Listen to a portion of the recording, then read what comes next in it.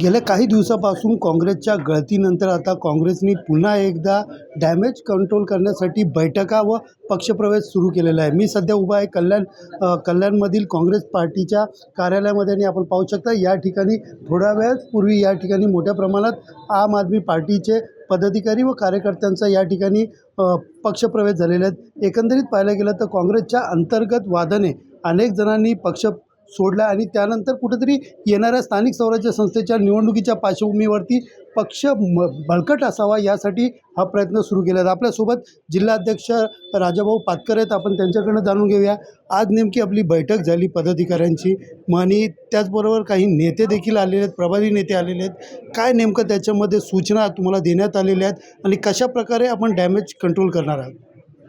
आपण बघितलं असाल की काँग्रेसच्या माध्यमातून माझ्याकडे काँग्रेस पक्षाने जी जबाबदारी दिली, मी त्यानंतर काँग्रेस पक्ष बळकट करण्यासाठी अहोरात्र मेहनत करत आहे। जे जुने जाणते कार्यकर्ते आहेत यांना भेटणं, त्यांच्या भेटीगाठी घेणं, त्यांना जवळ जाऊन त्यांच्याशी विचारपूस करणं, त्यांच्या सुखादुखात सामील होणं, काही त्रुटी राहिली असेल तरी त्यांच्याकडे जाऊन त्यांना बोलून घेणं आणि त्यांना पक्षात सहभागी करून त्यांचा मार्गदर्शन घेणं हे मी चालू केलेलं आहे।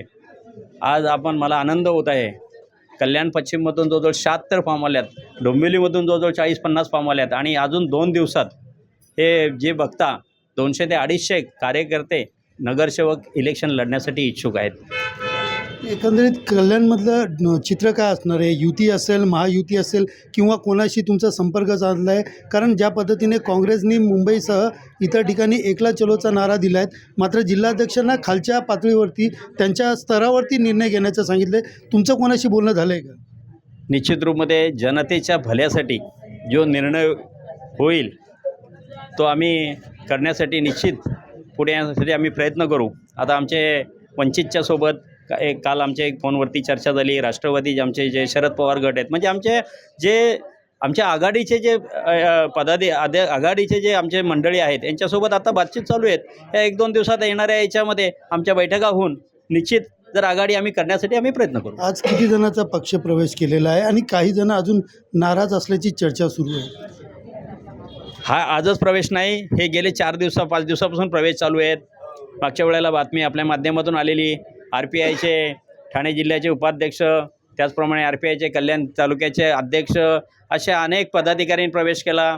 त्या दिवशी काही शिवसेनेची मंडळी माझ्याकडे आली, काल भारतीय जनता पार्टीचे अनेक मंडळी जे आली, कारण डोंबिवलीला जे काही इन्कमिंग चालू आहे, ज्या गोष्टी चालू आहेत तिथले भारतीय जनता पार्टीचे निष्ठावंत कार्यकर्ते काल माझ्याकडे आले आणि त्यांनी खंत व्यक्त केली की आम्हाला वाटलेला की काहीतरी आम्हाला न्याय मिळेल, परंतु जो इनकमिंग यांच्या आपसापसात मी सख्खे भाऊ आणि वाटून खाऊ अशा प्रकारची जी हा त्याच्याकडे वळतो हा त्याच्याकडे वळतो आणि आमच्या निष्ठावंत कार्यकर्त्यांची इथेशी दैना झालेली आहे। त्यामुळे आपल्यासारखा जिल्हाध्यक्ष एक चांगल्या सगळ्यांशी मिळून मिक्स होऊन राहणारा, दलित वर्गातला एक गरीब घरातला एक चांगल्या सगळ्यांशी मिळून मिक्सून समाजकार्य जास्त असलेला कार्यकर्ता जिल्हाध्यक्ष असल्यामुळे आम्हाला तुमच्याकडे यायची इच्छा आहे, अशा प्रकारची त्यांनी काल माझ्याशी इच्छा येऊन बैठका चालू आहेत। अनेक पक्षाचे पदाधिकारी काँग्रेसच्या विचारधारेच्याकडे ओढले जात आहे, त्यामुळे मला आनंद होत आहे। निश्चित आगामी येणाऱ्या महापालिकेमध्ये काँग्रेस ही किंग मेकरची भूमिका होऊन मी माझ्या वतीने अहोरात्र प्रयत्न करून जास्तीत जास्त नगरसेवक काँग्रेसचे कल्याण डोंबिवली महापालिकेमध्ये येण्यासाठी मी प्रयत्न करणार आहे। नवीनजी, आपण पाहिलं की कालच सचिन पोटे असतील किंवा इतर लोकांनी नाराजगी व्यक्त करत कुठेतरी काँग्रेस पक्षाला सोडून शिवसेनेमध्ये पक्षप्रवेश केलेला आहे। या सगळ्या गोष्टीकडे तुम्ही कसं पाहता? बघा, काल तुमची एक बातमी फिरते माध्यमाच्या मधनं की सचिन पोटेंनी या काँग्रेस पक्षाला झिम्बाब्वेची टीम असं संबोधित करण्यात आलेलं आहे। पण मी आपल्या माध्यमातून एक सांगू इच्छितो की ही झिम्बाब्वेची टीमच एवढी स्ट्रॉंग होती की त्याचे जे कॅप्टन होते ते सचिन पोटेच होते।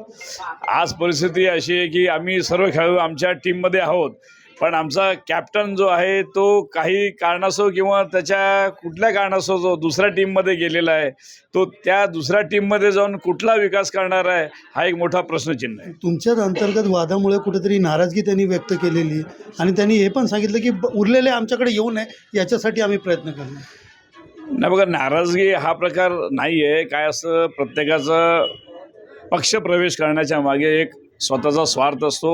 आज काँग्रेस पक्षाने सचिन पोटे यांना विविध पदं दिलेली, जिल्हाध्यक्ष होते, गटनेते होते, विरोधी पक्षाने होते, सभागृह होते, विधानसभेचं त्यांना तिकीटही देण्यात आलेलं होतं. या सगळ्या गोष्टी होत्या.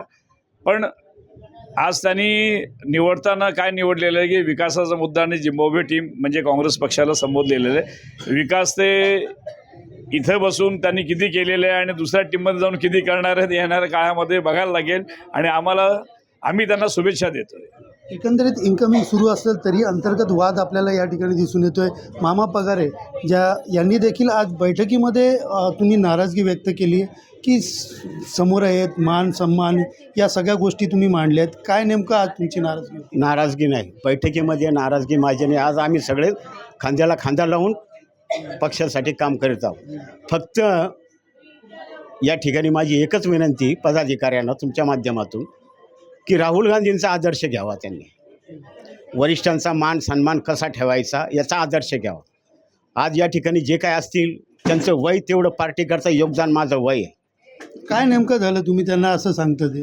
नाही, आता वास्तविक पाहता आजच माझी नियुक्ती प्रदेशच्या इथं उपाध्यक्ष आले आणि या जिल्ह्याचे प्रभारी राजन भोसले साहेब आले. तर मीडियाच्या माध्यमातून ते पत्र त्यांनी दाखवायला पाहिजे होतं का मामांना या समितीवरती समन्वयक म्हणून नेमणूक केलेली. एवढीच माझी नाराजगी, बाकी पक्षाकरता नाराजगी नाही. मामा पगार म्हणजे काँग्रेस हेच माझा सिम्बॉल आहे. मला कुठल्या पदाची गरज नाही, कुठल्या अपेक्षा नाही माझ्याकडे.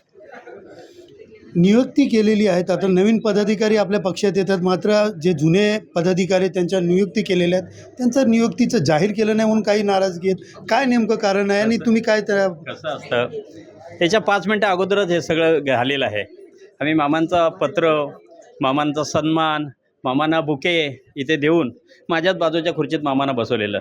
आता आपण आल्याच्या नंतर पत्रकारांची प्रेस कॉन्फरन्स असताना काही लोक बसतात, काही लोक जागा नसल्यामुळे आजूबाजूला होतात. हा विषय होतो छोटा मोठा, शेवटी काही गोष्टी अशा होतात. परंतु माझ्या वतीनं तरी निश्चित मी ज्येष्ठांना मान सन्मान देण्याचा प्रयत्न करत राहील. पण मात्र कार्यकर्त्यांना नियुक्तीपत्र तुम्ही मिळत नाही आहे, त्यांची नाराजगी आहे. मान सन्मान म्हणजे बाहेर बसून आत बसून असं नाही, त्यांचं सांगितलं म्हणजे नियुक्तीपत्र. कार्यकर्त्यांना नियुक्तीपत्र दिला. तुम्ही आपली पत्रकार परिषद व्हायच्या अगोदर 5-10 मिनटं त्यांना नियुक्तीपत्र दिलेलं आहे. आता नियुक्तीपत्र मामांना दिले, अनेक दुसऱ्यांना पण दिल्यात. मग प्रत्येकाचं एकाचे नियुक्तीपत्र दाखवायचं आणि मग दुसऱ्याचं नाही दाखवायचं, त्यामुळे योग्य नाही. म्हणून सगळ्यांचे नियुक्तीपत्र इथे आज मामांची दिली आहेत. आमचे नवीन ब्लॉक अध्यक्ष झालेले आहेत त्यांना दिलेले आहेत. पक्षातनं काही लोक गेलेले आहेत. सचिन पोटे यांनी तुमच्या पक्षाला झिम्बाब्वेची टीम असं म्हटलेलं आहे. आता तुम्हाला माहिती आहे क्रिकेट ही काय चीज आहे. कोणी गर्वात राहू नये. कुठली टीम कधीही कुठल्या वेळेला कोणाच भारी पडेल हे सांगू शकत नाही. झिम्बाब्वेची टीम छोटी होती पण वर्ल्ड कपमध्ये सेमीफायनल परत गेलेली, हे कोणी विसरू नये.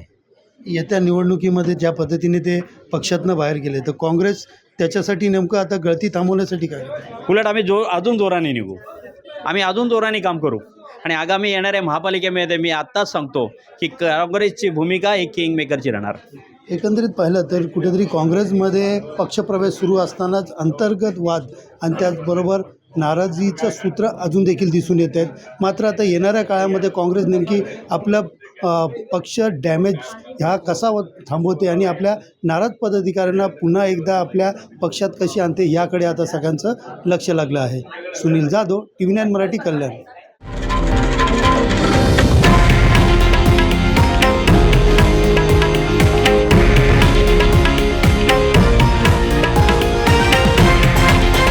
हे आहे देशातील नंबर 1 न्यूज नेटवर्क आणि आपण पाहत आहात TV9 मराठी, एकमेव.